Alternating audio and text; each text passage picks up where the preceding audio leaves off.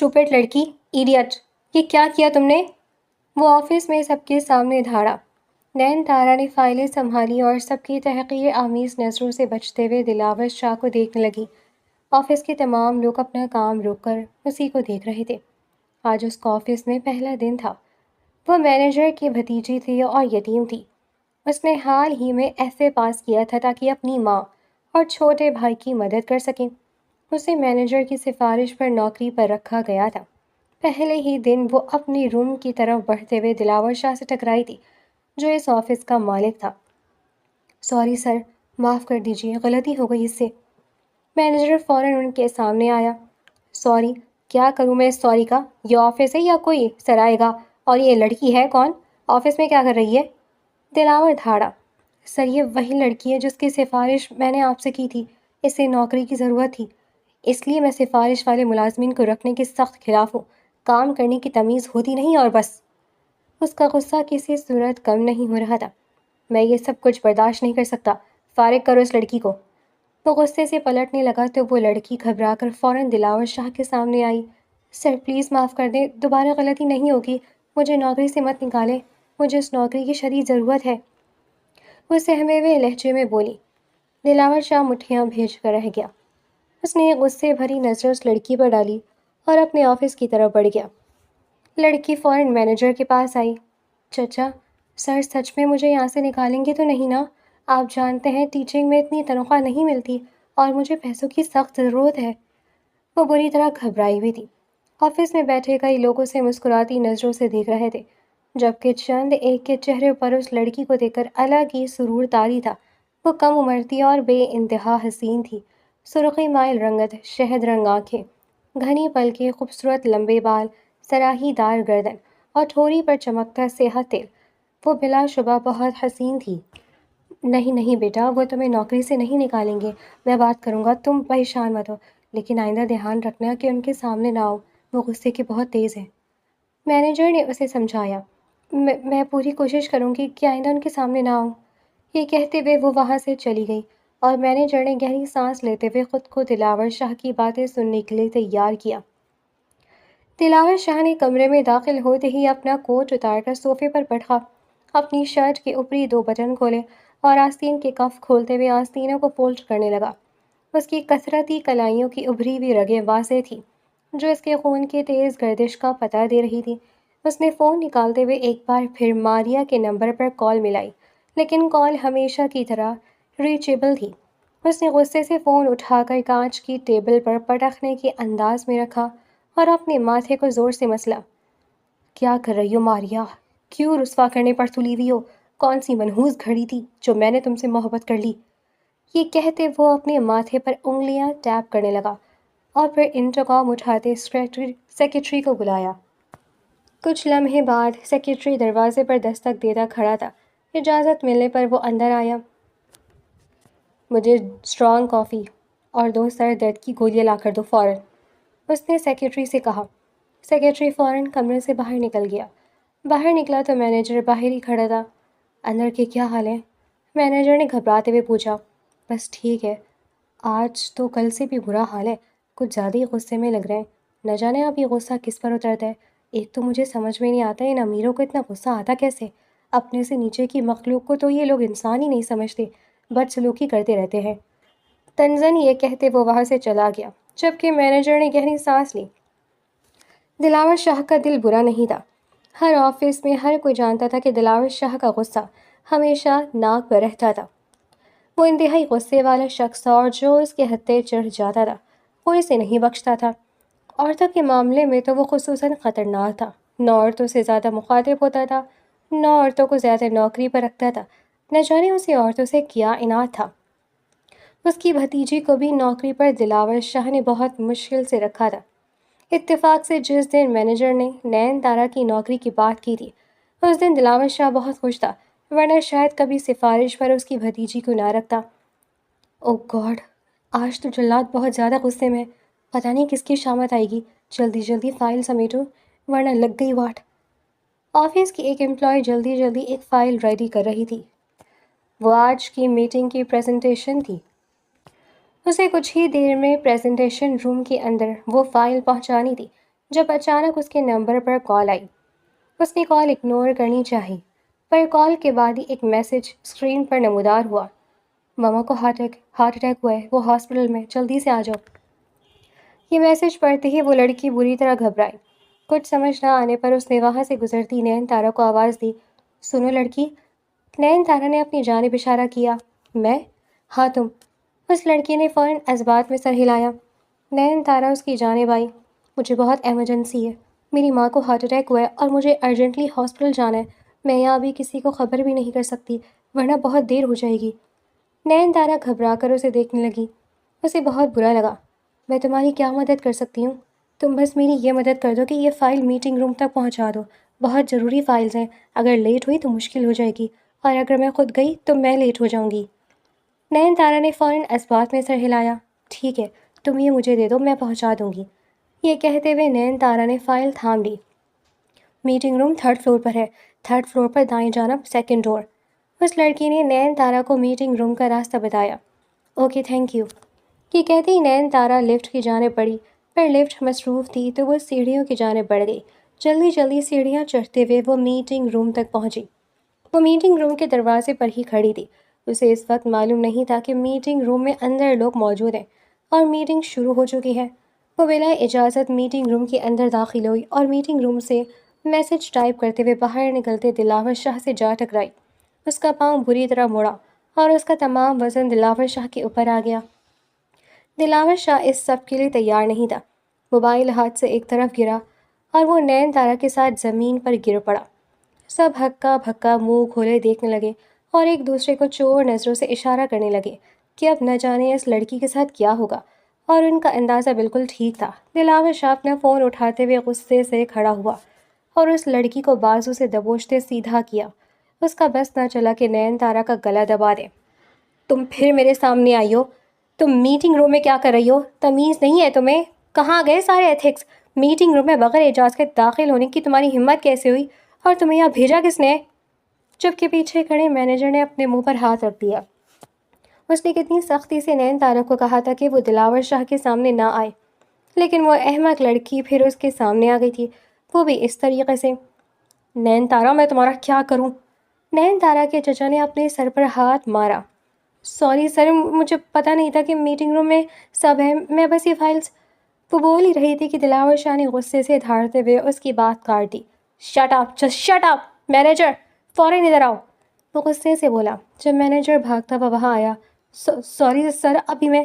اس سے پہلے کہ وہ کچھ بولتا، دلاور شاہ نے اس کی طرف سختی سے انگلی اٹھائی۔ یہ مجھے آفس میں نظر نہ آئے، یہ اب نوکری پر نہیں آئے گی، نکالو اس کو، میں اتنی غلطیاں برداشت نہیں کر سکتا۔ یہ کہتے وہ میٹنگ روم سے نکلنے لگا۔ نین تارا گھبرا کر ایک بار پھر دلاور شاہ کے سامنے آئی۔ نو سر، پلیز مجھے آفس سے مت نکالیں، نوکری سے مت نکالیں، آئی پرومس میں دوبارہ آپ کے سامنے نہیں آؤں گی، آپ کو اپنی شکل بھی نہیں دکھاؤں گی، پلیز۔ وہ بول ہی رہی تھی کہ دلاور شاہ نے اسے بازو سے دوسری جانب دھکیلا اور میٹنگ روم سے باہر نکل گیا۔ وہ وہیں کھڑی رونے لگی۔ میں نے تمہیں منع کیا تھا نین تارا، پھر تم کیوں آئی؟ اور فائل لے کر یہاں آنا یہ تمہارا کام نہیں ہے، یہ حفصہ کا کام ہے۔ اس کے چچا نے اسے سب کے سامنے ڈانٹا۔ وہ اپنی آنکھوں سے پھسل کر گالوں پر آتے آنسوں کو اپنی ہتھیلی سے رگڑنے لگی۔ میں خود سے نہیں آئی تھی، حفصہ کی ماں کو ہارٹ اٹیک ہوا ہے، وہ ہاسپٹل میں ایڈمٹ ہے اور اسے وہاں جانا تھا، اس لیے اس نے مجھے بولا کہ میں میٹنگ روم میں یہ فائل دے آؤں۔ وہ روتے ہوئے بولی۔ چچا نے اسے غصے سے گھورا۔ تو ٹھیک ہے نا، اب رکھو فائل، شوق پورا ہو گیا نا ہمدردی کا، اپنے ہی پاؤں پر کلہاڑی مار لی، اب ختم ہو گئی تمہاری نوکری۔ نہیں چچا، پلیز ایسے مت کہیں، آپ اپنے باس سے بات کریں نا کہ ایک موقع دے دیں پلیز۔ وہ روتے ہوئے التجا کرنے لگی۔ میں نہیں بول سکتا، مجھے اپنی نوکری عزیز ہے، تمہاری نوکری بچانے کے چکر میں اپنی نوکری سے ہاتھ نہ دھو بیٹھوں۔ چچا نے اسے غصے سے کہا اور اس کا ہاتھ پکڑ کر باہر کی طرف لے گئے۔ اب جا کر نیچے ویٹنگ ایریا میں ویٹ کرو، جب میں گھر واپس جاؤں گا، میری چھٹی ہوگی تو تمہیں بھی ڈراپ کر دوں گا۔ نین تارا اپنے آنسو صاف کرتی، ان کی ہاں میں ہاں بھرتی، نیچے ویٹنگ ایریا میں آ کر بیٹھ گئی۔ اسی لمحے اسے صبح کا منظر یاد آیا۔ اس کی ماں آج بہت خوش تھی کیونکہ آج اس کی نوکری کا پہلا دن تھا۔ نوکری زیادہ اچھی نہیں تھی اور تنخواہ بھی بہت مختصر تھی، پر یہ مختصر تنخواہ ڈوبتے کو تنکے کا سہارا جیسی امید تھی۔ وہ امید بھی اب ختم ہو چکی تھی اور یہ بات اسے مسلسل رلا رہی تھی۔ عظیم، میں گھر نہیں جانا چاہ رہی، گھر بیٹھ بیٹھ کر میں بور ہو گئی ہوں، مسرت شاہ نے ڈرائیور سے کہا تو ڈرائیور نے مسکرا کر بیک ویو مرر سے انہیں دیکھا۔ وہ ڈرائیور بھی ان کے بیٹے جیسا ہی تھا۔ ان کا اپنے ملازموں کے ساتھ رویہ بے انتہا شفیق اور نرم تھا۔ وہ دلاور شاہ کی ماں تھی۔ اپنے شوہر کے مرنے کے بعد انہوں نے پورا بزنس سنبھالا تھا اور ایک کامیاب بزنس وومن بننے کے ساتھ ساتھ انہوں نے دلاور شاہ کی پرورش بھی خود کی تھی اور اسے بہت قابل بنایا تھا۔ لیکن دلاور شاہ گزرتے وقت کے ساتھ ساتھ بہت سخت مزاج ہو گیا تھا۔ اس نے اپنی ماں کو ہمیشہ ایک کامیاب پڑھی لکھی اور سلجھی ہوئی عورت دیکھا تھا، اس لیے اس کی سوچ یہی بن چکی تھی کہ وہ اپنی ماں جیسی ہی ایک اسٹرانگ بزنس وومن سے شادی کرے گا جو اس کے بعد اس کے بچوں کو بالکل ویسے ہی سنبھال سکے جیسے مسرت شاہ نے اسے سنبھالا تھا۔ یہی وجہ تھی کہ اس نے اپنے باپ کے دوست کی بیٹی ماریا کو پسند کیا تھا۔ ماریا سے اس کی دوستی کو سالوں گزر چکے تھے۔ ماریا نے یونیورسٹی کے بعد اپنے باپ کا بزنس جوائن کیا تھا اور اسے بہت قابلیت سے چلاتے ہوئے چند ہی سالوں میں بلندیوں پر لے گئی تھی۔ دلاور شاہ اس سے بہت متاثر تھا، پر کچھ دنوں سے اسی بزنس کو لے کر ماریا اور دلاور شاہ کے درمیان ناچاقیاں ہونے لگی تھیں۔ دلاور شاہ کی چڑچڑاہٹ کی ایک بڑی وجہ اس کی ماں کی بیماری بھی تھی جو 3rd اسٹیج کینسر سے جنگ لڑ رہی تھی، لیکن اس بیماری کے باوجود وہ اندر سے بہت مضبوط تھی۔ وہ خود جتنی خوفزدہ نہیں تھی، اس سے کہیں زیادہ خوفزدہ دلاور شاہ ان کے لیے رہتا تھا۔ کہاں جانا چاہیں گی بتائیں؟ اگر آپ کسی پارک میں واک کرنا چاہتی ہیں یا کسی مال وغیرہ جانا چاہتی ہیں تو میں وہیں چلتا ہوں، ڈرائیور نے پوچھا۔ نہیں، ایک کام کرو، تم مجھے دلاور کے آفس لے جاؤ، انہوں نے کہا۔ ان کی بات سن کر ڈرائیور گھبرا گیا۔ نہیں میڈم پلیز، دلاور سر بہت غصہ کریں گے، آپ کی طبیعت ویسے ہی اتنی خراب ہے اور آفس کے ماحول اور شور شرابے سے آپ کی طبیعت مزید خراب ہو جائے گی۔ اس پر مسرت بیگم نے ڈرائیور کو خفگی بھری نگاہوں سے دیکھا۔ تمہارے لیے زیادہ اہمیت کون رکھتا ہے، دلاور یا میں؟ ان کی بات سنتے ہی ڈرائیور فوراً گڑبڑا گیا۔ نو میم، یہ بھی کوئی پوچھنے کی بات ہے، بالکل آپ میری فرسٹ پرائرٹی ہیں، پر آپ کی طبیعت کو لے کر ڈرائیور آگے کہنے ہی لگا تھا کہ مسرت بیگم نے اس کی بات کاٹ دی۔ میری طبیعت کو کچھ نہیں ہوا، تم دلاور کے آفس چلو، بہت وقت ہو گیا مجھے آفس گئے۔ گہری سانس لیتے ہوئے وہ گاڑی کی کھڑکی سے باہر دیکھنے لگی، جس کے بعد ڈرائیور نے چپ چاپ گاڑی آفس کے راستے پر ڈال دی۔ وہ آرام سے آفس کے اندر داخل ہوئی، لیکن تھوڑے ہی اندر چلنے کے بعد ان کو اپنے بازو میں درد کا احساس ہوا جو ان کی بیماری کا پیش خیمہ تھا۔ میم کیا ہوا، آپ ٹھیک ہیں؟ ریسیپشن پر کھڑی لڑکی نے آگے بڑھتے ہوئے اخلاق سے پوچھا۔ ہاں بس میں یہاں بیٹھوں گی 5 منٹ، یہ کہتے ہوئے وہ ویٹنگ ایریا کی جانب بڑھی۔ میم آپ یہاں کیوں بیٹھ رہی ہیں، آپ اندر سر کے آفس میں بیٹھ جائیں یہاں۔ ریسیپشنسٹ آگے بھی کچھ کہنے لگی تھی کہ انہوں نے اسے ہاتھ کے اشارے سے روک دیا۔ وہ ایسے ہی تھی، نرم مزاج اور ڈاؤن ٹو ارتھ۔ وہ ویٹنگ ایریا کی جانب بڑھی، وہاں کی ایک آرام دہ کرسی پر بیٹھتے ہوئے انہوں نے گہری سانس لی۔ ریسیپشنسٹ نے فوراً پانی لا کر ان کے ہاتھ میں تھمایا۔ پانی پیتے ہوئے ان کی نگاہ سامنے بیٹھی کم عمر لڑکی پر پڑی۔ وہ لڑکی خاموشی سے رو رہی تھی اور بار بار اپنے گالوں پر بہنے والے آنسوؤں کو اپنی ہتھیلی سے رگڑ کر صاف کر رہی تھی۔ مسرت شاہ بے ساختہ مسکرا دی۔ انہیں دلاور شاہ کے بچپن کا منظر یاد آ گیا۔ جب وہ چھوٹا تھا تو وہ بھی بالکل ایسے ہی روتا تھا، خاموش آنسوؤں کو اپنی ہتھیلی سے رگڑتا ہوا۔ پھر نہ جانے وہ اتنا پتھر دل کیسے ہو گیا۔ وہ گاہے بگاہے نین تارا کو دیکھے گئی، ایک معصوم روتی ہوئی بے انتہا پیاری سی لڑکی۔ تم کیوں رو رہی ہو بیٹا؟ انہوں نے نین تارا سے شفقت سے پوچھا۔ ان کے سوال پر نین تارا کی آنکھوں سے مزید تیزی سے آنسو بہنے لگے۔ ارے ارے ایسے مت رو، ادھر آؤ، میرے پاس بیٹھو اور مجھے بتاؤ کیا ہوا ہے، سب ٹھیک تو ہے؟ ان کے ہمدردانہ انداز پر نین تارا روتی ہوئی ان کے برابر والی کرسی پر آ بیٹھی۔ مجھے بتاؤ کیا ہوا ہے، لو یہ پانی پیو۔ انہوں نے اپنا بچا ہوا پانی نین تارا کی جانب بڑھایا۔ نین تارا نے ہچکچاتے ہوئے ان کی طرف دیکھا۔ اوہ سوری، یہ تو میرا جھوٹا پانی ہے، میں تمہارے لیے دوسرا منگوا دیتی ہوں۔ مسرت بیگم مڑنے ہی لگی تھی کہ نین تارا نے ان کے ہاتھ سے فوراً گلاس تھام دیا۔ ویسا نہیں ہے جیسا آپ سمجھ رہی ہیں، یہ کہتے ہوئے اس نے ایک ہی گھونٹ میں وہ پورا پانی پی لیا۔ مسرت بیگم مسکرا کر اسے دیکھنے لگی۔ اب مجھے بتاؤ کیا ہوا ہے؟ آپ کو بتا کر کیا ہوگا، جب میرے چچا یہاں کے مینیجر ہوتے ہوئے بھی میری مدد نہیں کر سکے تو آپ بھلا میری کیا مدد کریں گی؟ یہ سنتے ہی مسرت شاہ کو بے انتہا اور بے ساختہ ہنسی آ گئی۔ وہ فوراً سمجھ گئیں کہ یہ لڑکی ان کے مینیجر کی بھتیجی ہے۔ تم بتاؤ تو صحیح، کیا پتہ میں تمہاری کوئی مدد کر دوں؟ مسرت شاہ نے پھر پوچھا۔ آپ نہیں کر سکتی، کیونکہ اس آفس کا جو باس ہے نا وہ بہت کھڑوس جلاد اور پتہ نہیں کیا کیا ہے، وہ غصے اور روحان سے لہجے میں بولی۔ مسرت شاہ نے حیرت سے آنکھیں پھیلائے اسے دیکھا، وہ ان کے سامنے انہی کے بیٹے کی برائیاں کر رہی تھی۔ وہ ہو اتنا ظالم ہے یہاں کا باس، کیا ہے اس نے تمہارے ساتھ؟ انہوں نے تعجب سے پوچھا۔ آج میری نوکری کا پہلا دن تھا اور پہلے دن ہی مجھے نوکری سے نکال دیا، صرف اس وجہ سے کہ میں 2 بار ان سے ٹکرا گئی۔ اب آپ بتائیں، کیا بندہ کسی سے ٹکرا نہیں سکتا؟ غلطی تو انسانی سے ہی ہوتی ہے نا؟ کیا وہ خود فرشتہ ہیں؟ کیا ان سے خود کبھی کوئی غلطی نہیں ہوتی؟ اگر اللہ بھی ان کی غلطیوں کو ایسے ہی پکڑنے لگ جائے تو؟ وہ روتے ہوئے اور بے بسی سے بولتی چلی گئی۔ مسرت شاہ کے چہرے سے مسکراہٹ سمٹ گئی۔ شاید ان کا بیٹا یہ نہیں جانتا تھا کہ مظلوم کی بددعائیں ایسے ہی سیدھی عرش تک جاتی ہیں۔ تم صرف اس نوکری کی وجہ سے رو رہی ہو؟ انہوں نے نین دارا سے پوچھا۔ وہ خود بھی اندر سے حیران تھی کیونکہ نین دارا شکل سے ہی کافی کم عمر لگ رہی تھی اور زیادہ تعلیمی یافتہ بھی نہیں معلوم ہوئی تھی۔ پھر اسے اس آفس میں نوکری ملی کیسے، جبکہ یہاں نوکری کی بنیاد شرعی گریجویشن تھی؟ جی، میں نوکری ہی کی وجہ سے رو رہی ہوں کیونکہ مجھے اس کی بہت ضرورت تھی۔ میرے گھر میں اور کوئی کمانے والا نہیں ہے، پر یہ امیر لوگ کبھی اس چیز کو نہیں سمجھیں گے۔ یہ کہتے ہوئے اس نے اپنے آنسو صاف کیے، جبکہ مسرت شاہ نے شفقت سے اس کے بالوں میں ہاتھ پھیرا اور گہری نظروں سے اسے دیکھنے لگی۔ یہاں کتنی تنخواہ تھی تمہاری؟ انہوں نے نین تارا سے پوچھا۔ میری تنخواہ 22,000 روپے تھی، اس نے بتایا۔ یہ تو بہت کم ہے، تم صرف 22,000 کی تنخواہ کے لیے رو رہی ہو؟ انہوں نے تعجب سے پوچھا۔ جی، لیکن یہ تنخواہ میرے لیے بہت ہے۔ اب دیکھیں، اگر میں کسی اسکول میں ٹیچنگ کی نوکری بھی کرتی ہوں تو میری تو ابھی گریجویشن بھی مکمل نہیں ہے، مجھے زیادہ سے زیادہ 4-5 ہزار ہی تنخواہ ملے گی۔ وہ اپنا غم بانٹنے لگی، جس پر مسرت شاہ نے پرسوچ نظروں سے اس بات میں سر ہلایا۔ اچھا، اور اگر میں تمہیں کوئی ایسی نوکری دوں جس میں تمہاری 50,000 تنخواہ ہو تو پھر تمہارا کیا خیال ہے؟ مسرت شاہ کے اس سوال پر نین تارا کی آنکھیں حیرت سے پھیل گئیں۔ کیا 50,000 تنخواہ؟ آپ مذاق کر رہی ہیں نا؟ اس نے بے یقینی سے پوچھا۔ اس میں مذاق کی کون سی بات ہے؟ مذاق کی بات ہے، کیونکہ 50,000 تنخواہ تو بہت زیادہ ہوتی ہے اور میرے پاس تو کوئی ایسی ڈگری بھی نہیں ہے۔ وہ ان کی طرف دیکھتی رہ گئی، جبکہ مسرت شاہ اس کی معصومیت کو دیکھے گئی۔ ہاں، بہت زیادہ ہوتی ہے، پر تمہاری خوشی سے زیادہ نہیں، مسرت شاہ نے مسکرا کر کہا۔ نین دارا کی آنکھیں چمک اٹھی۔ پر نوکری کیا ہے؟ اس کے سوال پر مسرت شاہ سنجیدہ ہو گئی۔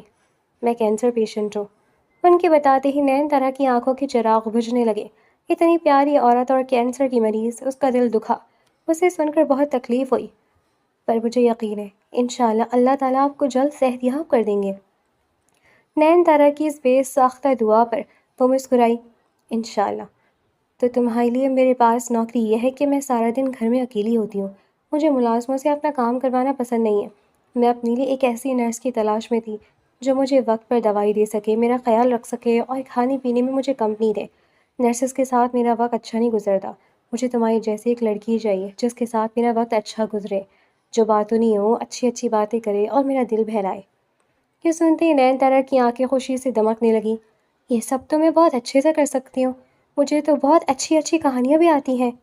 ابھی وہ بول ہی رہی تھی کہ اس کے الفاظ اور سانس دونوں وہیں اٹک گئے، کیونکہ پیچھے ہی دلاور شاہ کھڑا تھا۔ ہاں، ان جیسے لوگوں کو کہانیاں ہی بہت اچھی آتی ہیں، یہی کہانیاں سنا کر یہ لوگوں کو بیوقوف بناتے ہیں۔ خیر موم، آپ یہاں کیا کر رہی ہیں؟ دلاور شاہ نے اپنی ماں سے پوچھا۔ اس کی بات سن کر نین تارا کی آنکھیں مزید پھیل گئی۔ وہ حیرت اور صدمے سے مسرت شاہ کو دیکھنے لگی، جن کے سامنے اس نے ابھی دلاور شاہ کی اتنی برائیاں کی تھی۔ اس کے چہرے پر بے چارگی اتر آئی اور دل کیا کہ وہ وہیں پھوٹ پھوٹ کر رو دے۔ دلاور شاہ وہاں ابھی ابھی آیا تھا، اس نے ان کی باتیں باقی تو نہیں سنی تھیں، لیکن نین تارا کی آخری بات سن لی تھی کہ اسے بہت اچھی کہانیاں بھی آتی ہیں، بس گھر بیٹھے بیٹھے بور ہو گئی تھی تو یہاں چلی آئی، مسرت شاہ نے کہا۔ نین تارا خاموشی سے وہاں سے اٹھ کر جانے لگی تو انہوں نے اس کے ہاتھ پر اپنا ہاتھ رکھ کر اسے روکا۔ گھبرانے کی ضرورت نہیں ہے، میں نہیں بتاؤں گی دلاور کو کہ تم نے اس کے بارے میں کیا کہا۔ وہ اسے جان بوجھ کر چھیڑ رہی تھی۔ نین تارا نے شرمندگی سے نظر جھکا لی۔ اور نوکری کے لیے بھی پریشان ہونے کی ضرورت نہیں ہے، بالکل رونا مت، میں تمہارے چچا سے بات کر لوں گی، تمہاری نوکری پکی ہے۔ یہ کہتے ہوئے وہ وہاں سے اٹھ کھڑی ہوئیں۔ انہوں نے یہ بات اتنی آہستگی سے کہی تھی کہ دلاور کے کانوں تک نہیں پہنچی۔ بور ہو رہی تھی تو پارک چلی جاتی، آفس آنے کی کیا ضرورت تھی؟ آفس آنے سے آپ کی طبیعت خراب ہو سکتی ہے موم، دلاور نے ناراض نظروں سے اپنی ماں کو دیکھتے ہوئے کہا۔ کچھ نہیں ہوتا دلاور، لیکن اگر تم اس طرح کرو گے تو میں خود کو مزید بیمار محسوس کروں گی، پلیز۔ ان کے کہنے پر دلاور مسکرا دیا۔ اچھا چلیں ٹھیک ہے، میرا آفس کا کام ختم ہو گیا ہے، اس لیے اب آپ میرے ساتھ واپس چلیں، ہم باہر اچھے سے لنچ کریں گے پھر گھر جائیں گے۔ یہ کہتے ہوئے دلاور انہیں اپنے بازو کے حصار میں لے کر باہر نکلنے لگا۔ اس نے گاڑی کا دروازہ کھول کر انہیں بٹھایا اور خود دوسری طرف سے ان کے برابر میں بیٹھ گیا۔ ڈرائیور نے گاڑی اسٹارٹ کر دی۔ دلاور، تم نے اس بچی کے ساتھ بالکل ٹھیک نہیں کیا، کتنا رو رہی تھی وہ، تم نے اسے نوکری سے نکال دیا۔ ان کے سوال پر دلاور شاہ بہمے سکیڑے باہر دیکھنے لگا۔ میرا آفس ہے مام، میں جاہلوں کو جمع نہیں کر سکتا، اور پلیز اب آپ مجھ سے اس کی سفارش کرنے مت لگ جائیے گا۔ میں اب کسی سفارشی بندے کو اپنے آفس میں نہیں رکھ سکتا، میرے آفس میں صرف وہی نوکری کرے گا جو قابلیت رکھتا ہو، بس۔ وہ حتمی لہجے میں کہتا ہوا رخ موڑ گیا۔ مسرت شاہ نے اپنے بیٹے کو ایک نظر دکھا اور نفی میں سر ہلاتے ہوئے گاڑی سے باہر دیکھنے لگی۔ جب سے ماریا ان کے بیٹے کی زندگی میں آئی تھی، ان کا بیٹا اخلاقیات سے عاری ہوتا جا رہا تھا۔ انہوں نے یا ان کے شوہر نے تو کبھی غریبوں کے ساتھ ایسا سلوک نہیں کیا تھا، پھر نہ جانے کیوں وہ اپنے سے نیچے کام کرنے والے ملازمین کے ساتھ ایسا سخت رویہ رکھتا تھا۔ یہی سیم رویہ ماریا کا بھی تھا، انہیں یہی لگتا تھا کہ یہ سب ماریا کی ہی صحبت کا اثر تھا۔ تم نے ماریا سے بات کی تھی دلاور؟ اپنی ماں کے اس سوال پر دلاور کی نگاہیں پھترا گئی اور اس نے زور سے آنکھیں میچ لیں۔ اسی سوال سے تو وہ مسلسل بھاگ رہا تھا۔ نہیں ماں، نہیں کی۔ ایک گہری سانس لیتے ہوئے اس نے جواب دیا۔ کیوں نہیں کی دلاور؟ تم میری طبیعت سے اچھی طرح واقف ہو، مجھے 3rd اسٹیج کا کینسر ہے اور ڈاکٹرز نے کہا ہے کہ… ان کی بات مکمل بھی نہیں ہوئی تھی کہ دلاور نے ان کی ہاتھ پر اپنا ہاتھ رکھ دیا۔ پلیز مام، آپ کو کچھ نہیں ہوگا، ایسی باتیں مت کیا کریں۔ دلاور نے انہیں سختی سے ٹوکا۔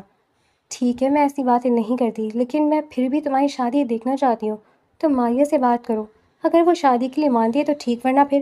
وہ بادل نخواستہ اپنا جملہ ادھورا چھوڑ گئی۔ دلاور نے سختی سے اپنے لب بھیج لیے۔ جی ماں، آپ پریشان نہ ہو، میں ماریا سے بات کروں گا، وہ منع نہیں کرے گی۔ اچھا، یہی بہتر رہے گا۔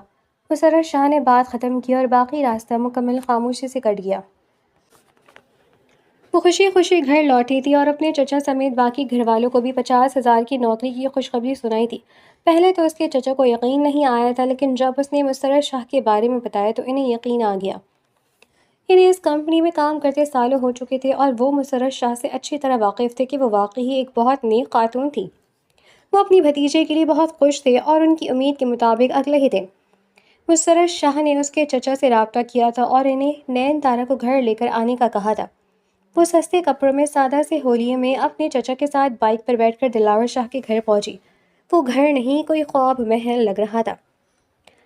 کئی لمحے تو وہ باہر کھڑی بڑے سے گیٹ کو ہی دیکھتی رہی۔ اندر سے نظر آتا گھر بالکل کسی شیش محل جیسا تھا۔ یہ دلاور شاہ کا گھر ہے؟ اس نے بے یقینی والے لہجے میں اپنے چچا سے پوچھا۔ ہاں، اس کے چچا نے جواب دیا۔ جب چوکیدار نے بڑا دروازہ کھولا اور ان کی بائک گھر کے اندر داخل ہوئی تو وہ کھوئے کھوئے سے لہجے میں بولی، جب یہ میں کہوں، اس کے اندر اتنا غرور اور اتنی اکڑ کیوں ہے؟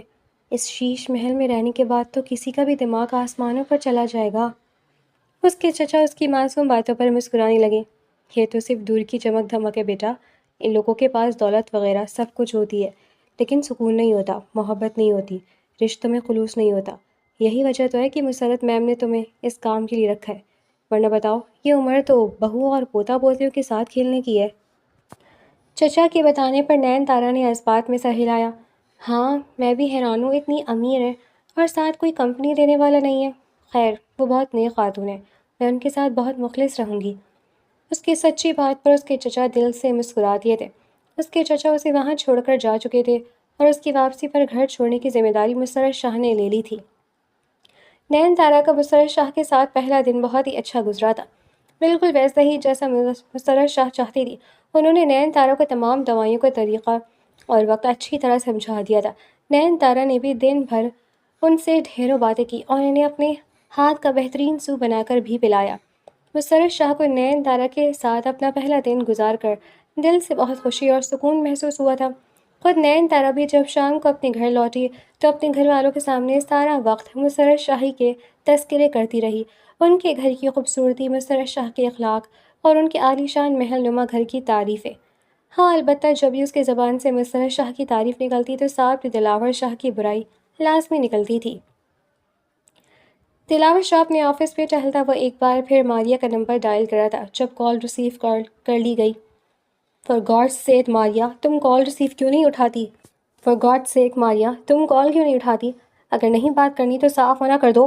وہ غصے سے جھنجھلا گیا۔ دوسری جانب سے ماریہ کی مسکراتی ہوئی آواز ابھری، کیا ہو گیا دلاور، تم اتنا ہائپر کیوں ہو رہے ہو؟ تمہیں یاد نہیں میں تمہیں بتا کر گئی تھی کہ آؤٹ آف کنٹری جا رہی ہوں بزنس میٹنگ کے لیے، وہاں میرا فون میرے پاس نہیں ہوتا۔ اب میں میٹنگ اٹینڈ کروں یا وہاں جا کر تم سے باتیں کروں؟ کم آن، اب ہم ٹین ایج سے نکل چکے، اتنا وقت نہیں ہے کہ فون پر لمبی لمبی باتیں اور گفتگو کریں۔ تمہیں سمجھنا چاہیے، تم خود بھی بزنس سنبھال رہے ہو یار، تم کیسے اپنی اتنی بچکانہ عزت کر سکتے ہو؟ وہ کافی کا سپ لیتے ہوئے بول رہی تھی۔ تلاور شاہ نے گہری سانس لی اور خود کو پرسکون کرنے کی کوشش کی۔ ٹھیک ہے، مجھے یہ بتاؤ واپس کب آ رہی ہو؟ تلاور کی بات پر وہ کچھ لمحے سوچ پڑ گئی۔ میں پرسوں واپس آ رہی ہوں۔ ٹھیک ہے، واپس آتی سب سے پہلے مجھ سے ملنا، مجھے تم سے بہت ضروری بات کرنی ہے۔ تلاور کہتے ہوئے فون کاٹنے لگا۔ اگر اتنی ضروری بات ہے تو تم مجھ سے ابھی فون پر کر لو، ماریہ نے پریشانی سے کہا۔ فون پر نہیں ہو سکتی، کہا نا بہت ضروری بات ہے، فیس ٹو فیس کرنی ہے۔ یہ کہتے ہی دلاور نے رابطہ منقطع کر دیا۔ ماریہ پرسوچ نظروں سے فون کو دیکھنے لگی اور پھر ذہن جھٹک کر گلاس وال سے نظر آتا باہر کا خوبصورت منظر دیکھنے لگی۔ وہ بھی دلاور کو پسند کرتی تھی، دلاور اس کے لیے پرفیکٹ تھا، لیکن وہ اپنے کریئر کو لے کر بہت اونچا سوچتی تھی اور اپنے کریئر کے درمیان کسی کو بھی رکاوٹ نہیں بننے دینا چاہتی تھی، چاہے وہ دلاور ہی کیوں نہ ہو۔ آج اسے مسرت شاہ کے پاس کام کرتے ہوئے تیسرا دن تھا۔ ان 3 دنوں میں اس کی دلاور شاہ سے ملاقات نہیں ہوئی تھی، کیونکہ وہ شام 6 بجے گھر سے نکل جاتی تھی اور دلاور کی واپسی شام 7 بجے کے بعد ہوتی تھی۔ کیا وہ پریشان لگ رہی ہو؟ مسرت شاہ نے اسے دیکھتے ہوئے پوچھا۔ جی، 6 بجے سے اوپر کا وقت ہو گیا لیکن اب تک چچا نہیں آئے، ان کو فون کر رہی ہوں تو وہ فون بھی نہیں اٹھا رہے، اللہ کرے سب خیر ہو۔ اس نے پریشانی سے کہا۔ پریشان مت ہو، راستے میں پھنس گئے ہوں گے، اس وقت ٹریفک بہت ہوتی ہے نا، آتے ہوں گے۔ مسرت شاہ نے اسے تسلی دی اور واپس ہاتھ میں پکڑی ہوئی کتاب پڑھنے لگی۔ جب آدھے گھنٹے بعد ملازمہ نے دروازے پر دستک دی۔ بیگم صاحبہ، دلاور صاحب آ گئے اور کہہ رہے ہیں کہ ان کو بھوک لگ رہی ہے تو آپ ڈائننگ روم میں آ جائیں۔ ملازمہ نے کہا، ٹھیک ہے تم جاؤ، کھانا لگاؤ، میں آتی ہوں۔ مسرت شاہ بولی تو ملازمہ اس بات میں سر ہلاتے کمرے سے نکل گئی۔ مسرت شاہ کتاب رکھ کر اٹھنے لگیں، پھر ایک نگاہ فون پر مسلسل کال ملاتی نین تارا پر ڈالی۔ نین تارا، فون رکھو اور چلو ہمارے ساتھ کھانا کھاؤ۔ نہیں، آپ کھا لیں، مجھے بھوک نہیں لگ رہی۔ نین تارا نے کہا، اتنی پریشانی ہونے والی بات نہیں ہے، تمہارے چچا آ جائیں گے، لیکن اب کھانا لگ رہا ہے تو اکیلے بیٹھنا بری بات ہے، چلو ساتھ کھانا کھاؤ۔ انہوں نے اصرار کیا۔ مناسب نہیں لگتا نا، میں ساتھ بیٹھ کر کھانا نہیں کھا سکتی، پلیز آپ مجھے فورس نہ کریں، اس نے شرمندگی سے کہا۔ دلاور شاہ کے سامنے بیٹھ کر کھانا کھانا اس کے لیے وبال جان تھا، وہ تو اس کا سامنا بھی نہیں کرنا چاہتی تھی، لیکن کیا پتا وہ اسے یہاں سے بھی نکلوا دیتا۔ نین تارا، میں نے کہا نا کھانے پر چلو۔ اس بار مسرت شاہ نے ذرا سختی سے کہا تو اسے مجبوراً اٹھنا ہی پڑا۔ وہ مارے مارے قدموں سے مسرت شاہ کے پیچھے چلتی ڈائننگ روم میں آئی۔ ڈرائنگ روم میں اس وقت کوئی نہ تھا۔ مسرت شاہ سربراہی کرسی پر بیٹھی اور انہوں نے اپنے برابر والی کرسی پر نین تارا کو بیٹھنے کا اشارہ کیا۔ وہ خاموشی سے بیٹھ گئیں۔ سامنے نت نئے پکوان سجے تھے، ایسے پکوان تو وہ صرف ٹی وی اور ڈراموں میں دیکھتی تھی، حقیقت تو اس سے بھی زیادہ خوبصورت تھی۔ بہت بھوک لگ رہی ہے آج مام، امید ہے مینیو آپ نے میری پسند کا ہی بنوایا ہوگا، خوش مزاجی سے کہتا ہوا دلاور کمرے میں داخل ہوا۔ وہ کرسی گھسیٹ کر بیٹھنے لگا تاکہ نین تارا کو سامنے والی کرسی پر دیکھ کر اس کے ماتھے پر بل پڑے۔ یہ لڑکی یہاں کیا کر رہی ہے؟ اس کا لہجہ ایک دم سخت ہو گیا۔ مسرت شاہ نے اس کی کلائی پکڑ کر نیچے زور دیا اور اسے کرسی پر بٹھایا۔ میں نے اسے کھانے پر جوائن کرنے کے لیے کہا تھا، اچھا ہے نا، ساتھ کھانا کھا لے گی۔ میں یہ نہیں پوچھ رہا کہ یہ کھانے کی ٹیبل پر کیا کر رہی ہے، میں یہ پوچھ رہا ہوں کہ یہ میرے گھر میں کیا کر رہی ہے۔ اس کا لہجہ مزید سخت ہو گیا۔ دلاور شاہ کے غصے کو دیکھ کر نین تارا کا سانس خشک ہونے لگا۔ میں یہاں سے چلی جاتی ہوں پلیز۔ وہ یہ کہتے ہوئے اٹھنے لگی تو مسرت شاہ نے اس کی بھی کلائی پکڑ لی۔ چپ چاپ بیٹھو، مجھے بار بار بولنا بالکل پسند نہیں ہے، مسرت شاہ نے سختی سے کہا، تو وہ منہ پہ سرتی واپس کرسی پر بیٹھ گئی۔ یہ یہاں نوکری کرتی ہے دلاور؟ انہوں نے دلاور کو بتایا۔ دلاور کی آنکھیں حیرت سے پھیل گئیں۔ واٹ؟ یہ یہاں کیا کام کرتی ہے اور اسے نوکری پر رکھا کس نے ہے؟ دلاور کا غصے سے برا حال تھا، اسے سامنے بیٹھی لڑکی نہ پہلے دن پسند آئی تھی اور نہ ہی اب پسند آئی تھی۔ میں نے رکھا ہے اپنی دیکھ بھال کے لیے، تم تو سارا دن مصروف رہتے ہو اور تمہارے لیے شاید اب ناممکن ہو رہا ہے کہ میری دل جوئی کے لیے تم کچھ کر سکو۔ ان کا اشارہ ماریہ کی طرف تھا جسے دلاور بخوبی سمجھ گیا تھا۔ مام پلیز، اس نے جھنجھلا کر کہا۔ ہاں تو ٹھیک ہے نا، جب تم اپنی مرضی کر رہے ہو تو میں اپنی مرضی کیوں نہ کروں؟ میں نے اسے اپنی دیکھ بھال کے لیے رکھا ہے، میں سارا دن گھر میں پڑے پڑے بور ہو جاتی ہوں، آفس نہیں آ سکتی طبیعت کی وجہ سے۔ تمہیں صرف مجھے آرام کروانا ہے، لیکن تم میری ذہنی حالت نہیں دیکھ رہے۔ وہ غصے سے بولی تو دلاور لب بھیج کر رہ گیا۔ اس نے ایک غصے بھری نظر سامنے بیٹھی نین تارا پر ڈالی اور ٹیبل سے اٹھ کر جانے لگا، لیکن مسرت شاہ نے ہاتھ پکڑ کر اسے دوبارہ بیٹھنے کا اشارہ کیا۔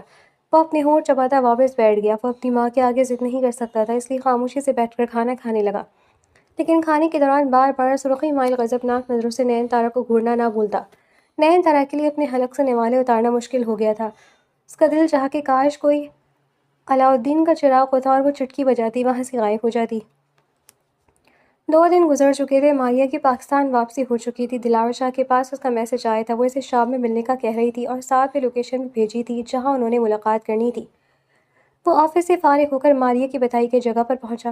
ماریہ وہاں پہلے سے ہی موجود تھی۔ دلاور کو آتے دیکھ کر وہ مسکرا کر کھڑی ہوئی اور آگے بڑھ کر ہاتھ دلاور کی کمر کی گرد پھیلاتے اس کے گلے میں لی۔ کیسی لگ رہی ہوں؟ اس نے شرارت سے دلاور سے پوچھا۔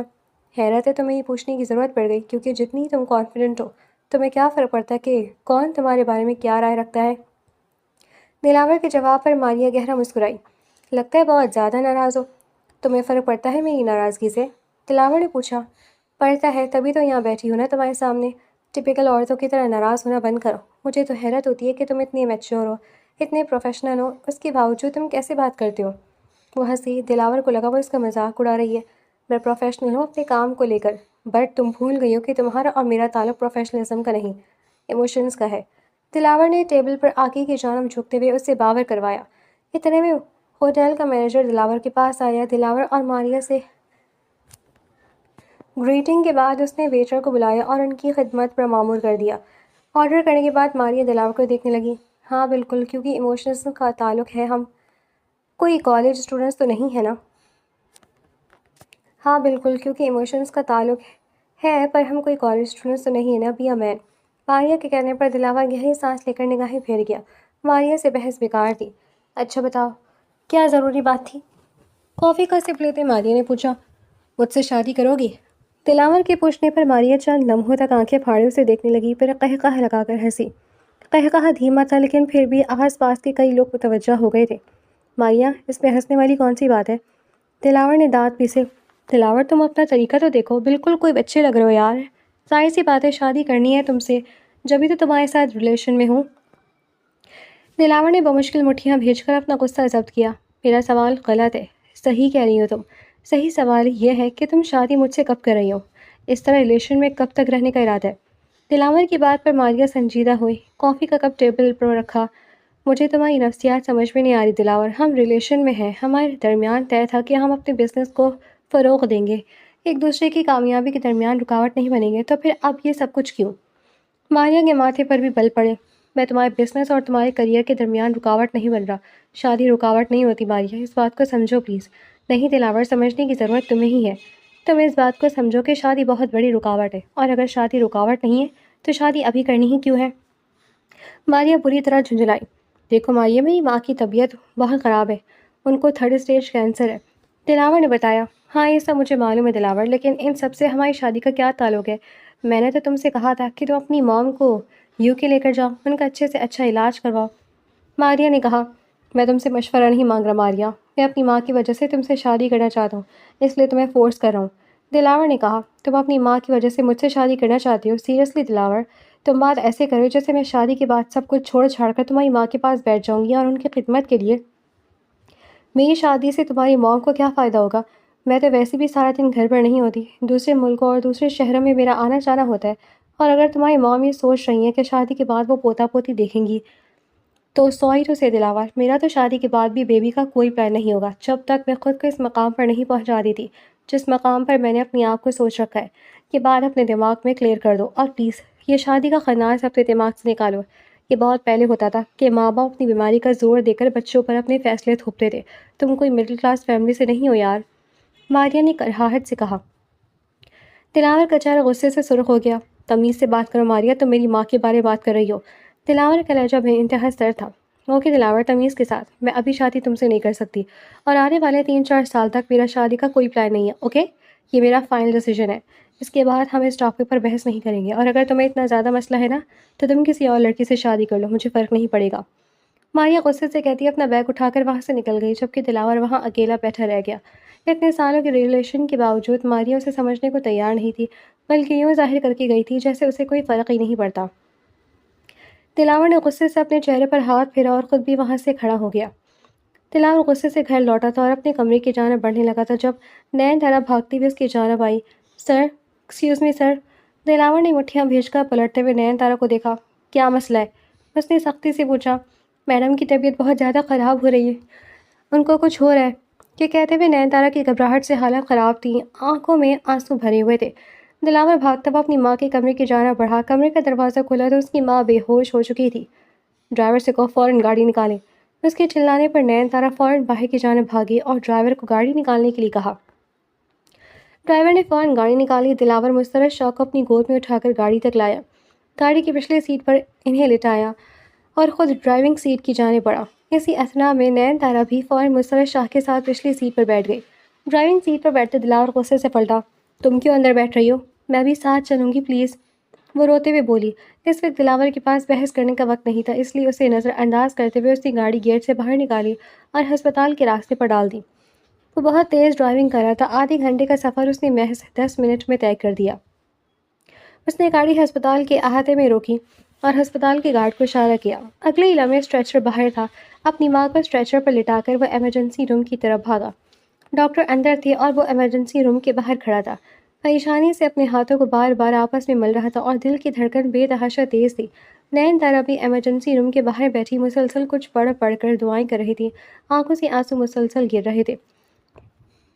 جب 15 منٹ بعد ڈاکٹر ایمرجنسی روم سے باہر نکلے تو انہوں نے اپنے روم کی طرف بڑھتے ہوئے دلاور کو پیچھے آنے کا اشارہ کیا۔ دلاور ان کے پیچھے ان کے روم میں گیا۔ وہ کرسی پر بیٹھے اور سنجیدہ نظروں سے دلاور کو دیکھنے لگے۔ وقت بہت کم ہے دلاور، میں آپ کو کوئی غلط امید نہیں دینا چاہتا، آپ اپنا ذہن تیار رکھیے گا۔ ڈاکٹر کی بات پر دلاور کا چہرہ تاریک ہوتا گیا۔ ایسا کیسے ہو سکتا ہے؟ وہ بالکل ٹھیک ہے، آپ دیکھیں وہ صحت مند ہے اور بالکل چلتی پھرتی ہیں، کھانا پینا سب نارمل ہے، آپ ایک بار پھر ٹیسٹ کروائیں۔ دلاور نے زور دیا۔ ڈاکٹر نے گہری سانس لی۔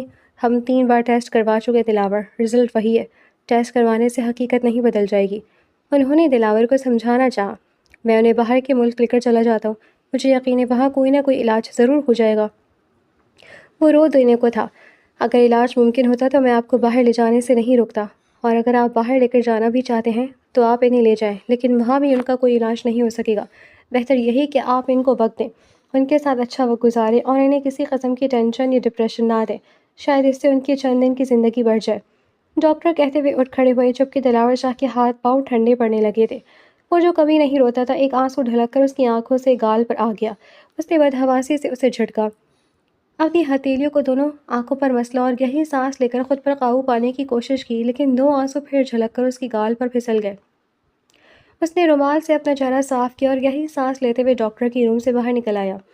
اس کی ماں کو ہوش آ چکا تھا۔ وہ اس روم کی جانب بڑھا جہاں اس کی ماں تھی، لیکن دروازے پر پہنچ کر اس کے قدم ٹھٹک گئے۔ اندر نین تارا رو رہی تھی۔ میں تو بہت ڈر گئی تھی میم، مجھے لگا آپ کو کچھ ہو جائے گا، آپ کی حالت بہت خراب تھی۔ مسرت شاہ اس کی بات پر مسکرا دی۔ کچھ نہیں ہوا مجھے، رونا بند کرو، تم تو بچوں کی طرح رو رہی ہو، تو میں ڈر گئی تھی نا، نین تارا نے روحان سے لہجے میں کہا۔ کچھ نہیں ہو رہا مجھے، پریشان نہیں ہو، بس کبھی کبھار طبیعت خراب ہو جاتی ہے۔ وہ نین تارا کو سمجھا رہی تھی، پر وہ اندر سے جانتی تھی کہ ان کے پاس وقت بہت کم ہے۔ جو تکلیف وہ جسم میں محسوس کر رہی تھی وہ دن بدن بڑھتی جا رہی تھی اور ناقابل برداشت ہوتی جا رہی تھی۔ تبھی ان کی نظر دروازے پر کھڑے دلاور پر پڑی۔ انہیں دلاور کا چہرہ رویا رویا سا لگا تو دل کٹ کر کلیجہ منہ کو آنے لگا۔ وہ دنیا کا ہر دکھ برداشت کر سکتی تھی، پر دلاور کی آنکھوں میں آنسو نہیں دیکھ سکتی تھی۔ نین تارا، بہت دیر ہو گئی ہے، تم اپنے چچا کو بلاؤ اور گھر جاؤ، مسرت شاہ نے کہا۔ میں آپ کو اس حال میں چھوڑ کر نہیں جا سکتی، میں امی کو بول دوں گی، میں آپ کے ساتھ ہی رک جاتی ہوں، اس نے آنسو پوچھتے ہوئے کہا۔ نہیں، میرے ساتھ دلاور رکے گا، تم گھر جاؤ، کل صبح جلدی آ جانا، مسرت شاہ نے کہا تو اس نے جذبات میں سر ہلا دیا۔ وہ ہلکا سا نیچے جھکی، مسرت شاہ کے ہاتھوں کو اپنے ہاتھوں میں لیا اور ان کی پشت پر بوسہ دے کر کھڑی ہوئی۔ اللہ آپ کو لمبی زندگی دے، دعا دیتے ہوئے وہ کمرے سے باہر نکل گئی۔ دلاور شاہ نے اسے راستہ دیتے ہوئے خود کو ایک طرف کیا اور اس کی اس معصومانہ حرکت پر نرم پڑتی نظروں سے اسے باہر جاتے ہوئے دیکھنے لگا۔ انہوں نے دلاور کو اپنے پاس آنے کا اشارہ کیا تو وہ روم کا دروازہ بند کرتے ہوئے مسرت شاہ کے سامنے آ کر کھڑا ہو گیا۔ کیا کہہ رہے ڈاکٹر؟ انہوں نے سیدھا سوال کیا۔ اس سوال کا جواب دلاور شاہ کے پاس نہیں تھا، وہ خاموش کھڑا رہا۔ وقت کم ہے نا دلاور، بہت کم ہے نا؟ انہوں نے نم لہجے میں پوچھا۔ ڈاکٹر آپ کو ایڈمٹ کرنے کا کہہ رہے ہیں، ڈسچارج نہیں کریں گے وہ۔ دلاور نے صرف اتنا ہی کہا۔ مسرر شاہ نے نظریں پھیر لی، ان کی آنکھوں سے 2 آنسو نکل کر کن پٹی میں جذب ہو گئے۔ موت سے کسے ڈر نہیں لگتا؟ انہیں بھی لگ رہا تھا، اندھیرے سے، تنہائی سے، اور اپنے بیٹے کو اکیلا چھوڑ جانے سے۔ آپ پریشان نہ موم، میں آج ہی بندوبست کرتا ہوں، ہم آج رات ہی امریکہ جائیں گے۔ میں نے اپنے دوست سے بات کی ہے، وہاں بہت بہترین ڈاکٹرز ہیں یقیناً۔ وہ بول ہی رہا تھا کہ انہوں نے ہاتھ اٹھا کر اسے خاموش رہنے کا اشارہ کیا۔ حقیقت کو تسلیم کرنا سیکھو دلاور، میں نے تمہیں کبھی اتنا کمزور نہیں بتایا۔ موت برحق ہے، مجھے آج آئے گی، کل تمہیں آئے گی، کب تک انسان اس سے لڑ سکتا ہے؟ تم اگر مجھے باہر لے بھی جاؤ تب بھی یہ مجھے اس وقت پر آئے گی جس وقت پر اسے آنا ہے، اور یہاں بھی اسی وقت پر ہی آئے گی۔ اور ان کے کہنے پر دلاور کا دل چاہا کہ وہ پھوٹ پھوٹ کر رو دے۔ وہ ویسے تو حقیقت پسند تھا، پر اس حقیقت کو چاہ کر بھی تسلیم نہیں کر پا رہا تھا۔ تو مجھے یہ بتاؤ، ماریا مانی شادی کے لیے؟ اس کی ماں نے سوال کیا۔ دلاور نے اپنے ہونٹ بھیجے اور ان کے مقابل بیٹھتے ہوئے ان کے ہاتھ کو اپنے دونوں ہاتھوں میں نرمی سے دبایا۔ یعنی تمہاری دلہن دیکھنے کی حسرت میری حسرت ہی رہے گی؟ وہ اداسی سے بولی۔ نہیں، آپ کی حسرت حسرت نہیں رہے گی، آپ کوئی بھی اچھی سی لڑکی پسند کریں، میں اس سے شادی کر لوں گا، دلاور شاہ نے کہا۔ میری وجہ سے اپنی محبت قربان کرو گے؟ میں جاتے جاتے تم سے اتنی بڑی قربانی نہیں لوں گی دلاور، مسرر شاہ نے اداسی سے کہا۔ نہیں موم، میں اپنی محبت کی قربانی نہیں دے رہا، بلکہ اپنی عزت نفس بچا رہا ہوں۔ ماریہ کے نزدیک مجھ سے زیادہ ہر دوسری چیز ضروری ہے، اس کا کریئر، اس کا بزنس۔ میں یا مجھ سے منسلک کوئی بھی چیز اس کے لیے اس کے کریئر سے زیادہ اہم نہیں ہے۔ یہ بات تھوڑی ایموشنل ہے اور شاید بچکانہ بھی، لیکن بس چھوڑے۔ وہ کہتے کہتے رک گیا۔ حقیقت یہ تھی کہ وہ واقعی اپنی ماں کے لیے ہی اتنی بڑی قربانی دے رہا تھا۔ تو تم نے فیصلہ کیا کہ تم کسی اور سے شادی کرو گے؟ دلاور کی ماں نے پوچھا۔ دلاور نے اس بات میں سر ہلایا۔ جسے آپ پسند کریں گی میں اسی سے شادی کروں گا۔ مسرر شاہ مسکرا دی۔ مجھے تمہارے اس فیصلے پر خوشی ہے دلاور، اس وجہ سے نہیں کہ تم میری وجہ سے کسی اور سے شادی کے لیے مان رہی ہو، بلکہ اس وجہ سے کہ مجھے ماریہ کہیں سے بھی تمہاری لائق نہیں لگتی تھی۔ مجھے سب سے بڑی فکر یہی تھی کہ میرے جانے کے بعد تمہارے لیے ایک ایسا ہمسفر ہونا چاہیے جو تمہارا خیال رکھے، تمہیں چاہے، تم سے محبت کرے، تمہیں وقت دے اور تمہارے اندر کی محبت کے خلا کو پورا کرے۔ نہ کہ ماریہ جیسی لڑکی، وہ تمہارا کیا خیال رکھے گی؟ اس کے پاس تو تمہیں دیکھنے کا بھی وقت نہیں ہوگا۔ دلاور خاموشی سے اپنی ماں کی باتیں سنتا رہا۔ اگر میں کوئی لڑکی پسند کروں تو تم اس سے شادی کر لو گے؟ انہوں نے کچھ لمحوں بعد تصدیق چاہی۔ جی آپ جس سے بھی کہیں گی میں کر لوں گا۔ اگر وہ لڑکی تمہارے قابل نہ ہوئی پھر بھی کر لو گے؟ دلاور ہلکا سا مسکرایا۔ آپ گھر کی کسی ملازمہ کا ہاتھ پکڑ کر بھی کہیں گی نا کہ اسے شادی کر لو تو میں کر لوں گا۔ یہ کہتے ہوئے دلاور نے آگے جھک کر اپنی ماں کا ماتھا چوما تو مسرر شاہ اطمینان سے مسکراتے ہوئے آنکھیں موند گئی، جبکہ دوسری طرف دلاور کا چہرہ بے انتہا تاریک ہو گیا۔ وہ اپنی ماں کے دماغ میں چلتی ہوئی بات بخوبی جان گیا تھا کہ وہ کس متعلق بات کری تھی اور کس لڑکی کو انہوں نے دلاور کے لیے پسند کیا تھا۔ مجھے معلوم تھا نین تارا، تمہاری جیسی لڑکیاں معصومیت کا ڈرامہ کر کے بہت جلدی اپنی جگہ بنا لیتی ہیں۔ وہ خود سے کہتا ہوا وہاں سے اٹھ کھڑا ہوا۔